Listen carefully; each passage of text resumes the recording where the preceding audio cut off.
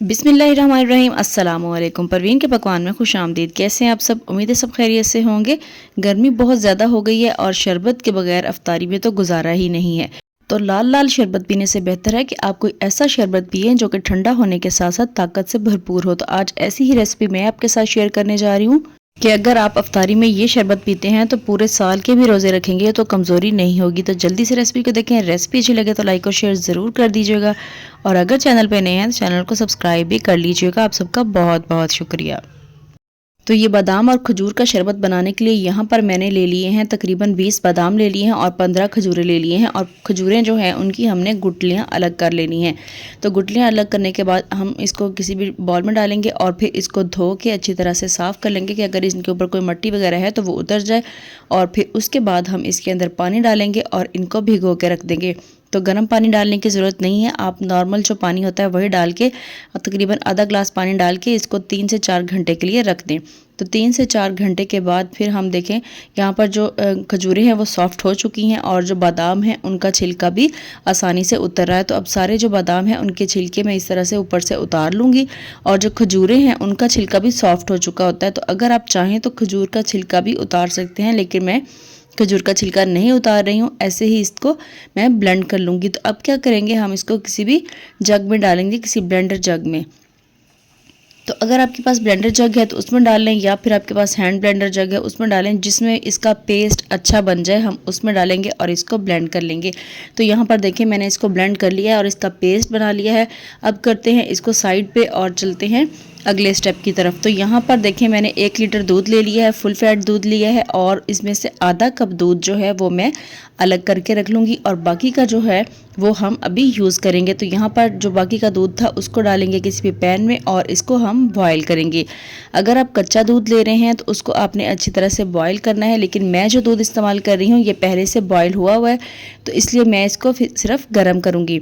तो जैसे ही दूध गर्म हो जाएगा फिर मैं डाल दूंगी इसके अंदर इलायची। तो यहाँ पर मैंने इसमें 2 इलायची डाल दी हैं। अगर आपके पास इलायची ना हो तो आप इसका इलायची का पाउडर भी डाल सकते हैं, पाउडर हो इलायची जो भी आप इसमें डाल सकते हैं। अच्छी खुशबू के लिए हम ये डालेंगे और जैसे ही इसमें बॉयल आने लगे तो फिर हम डाल देंगे इसके अंदर चीनी। तो यहाँ पर मैंने आधा कप चीनी इसके अंदर डाल दी है। अगर आप नॉर्मल चीनी पसंद करते हैं तो फिर आधा कप इसके लिए काफ़ी है, लेकिन अगर आपको तेज़ मीठा पसंद है तो फिर आप इसमें 1 से 2 चम्मच इसके अंदर मज़ीद ऐड कर सकते हैं। तो दूध यहाँ पे बॉयल हो रहा है, उतनी देर में हम यहाँ पर थोड़ा सा जो दूध बचा के रखा हुआ था उसके अंदर डालेंगे 2 टेबलस्पून डाल दूंगी मैं इसके अंदर कस्टर्ड पाउडर। वनीला कस्टर्ड इस्तेमाल कर रही हूँ यहाँ पर। तो इसको अच्छी तरह से मिक्स कर लेंगे ताकि इसकी गुठलियाँ ख़त्म हो जाए और मिक्स करके इसको कर लेंगे हम साइड पे। तो यहाँ पर दोबारा से दूध की तरफ आ जाते हैं। दूध जो है वो अच्छी तरह से बॉयल हो चुका है, चीनी जो है डिज़ोल्व हो गई है। अब क्या करेंगे, इसके अंदर हम वो वाला पेस्ट डालेंगे बादाम और खजूर का जो कि हमने बना के रखा हुआ था और फिर हम इसको पकाएंगे। तकरीबन 4 से 5 मिनट हम इसको लगातार इसी तरह से चम्मच चलाते हुए पका लेंगे ताकि ये जो है खजूरें और बादाम ये भी अच्छी तरह से पक जाएं और जो दूध है ये मज़ीद थोड़ा सा गाढ़ा हो जाए। तो जब आप देखेंगे ये दूध थोड़ा सा गाढ़ा हो चुका है तो फिर हम इसके अंदर वो जो कस्टर्ड पाउडर हमने मिक्स करके रखा हुआ था वो इसके अंदर ऐड कर देंगे। एक हाथ से डालते जाएंगे और दूसरे से इसको मिक्स करते जाएंगे ताकि इसके अंदर कोई गुठलियाँ वगैरह ना बन जाएं।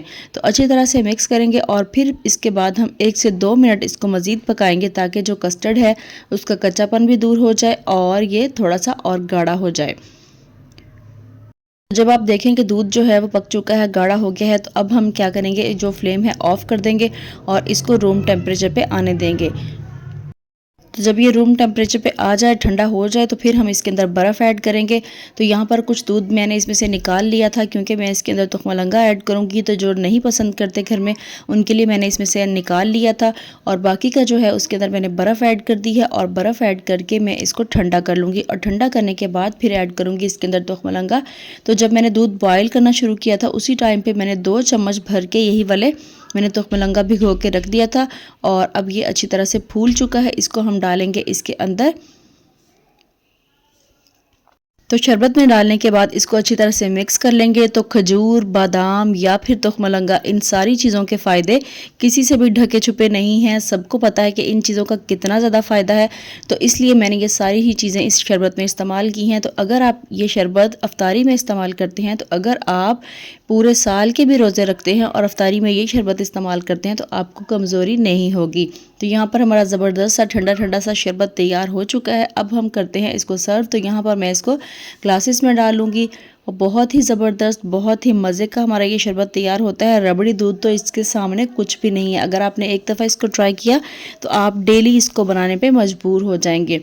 तो बहुत ही ज़बरदस्त ये शरबत बन के तैयार होता है और बनाने में भी कोई ख़ास टाइम नहीं लगता है।